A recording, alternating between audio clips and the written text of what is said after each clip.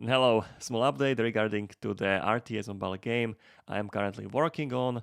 I have decided to make the course from this, and as I'm talking right now, I have already uploaded some lectures. You can check this course, it's in the description of the video. I'll be sharing with you the development progress as I will be adding more features. I will be uploading more features or uploading more videos to the course.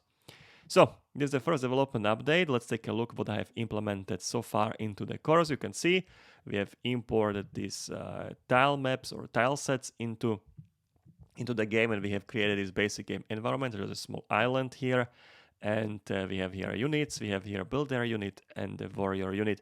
They are not doing much yet. When I will play the game, what we can do is to select the unit.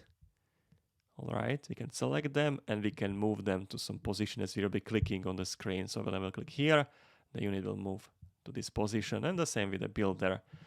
What's on the plan next is to display graphically also the point where I am clicking on the screen, and then continue with the builder and try to build some buildings. That will be the first thing, and then more and more stuff, and I will be sharing this with you. So if you want to see the course, the link is in the description, and yeah.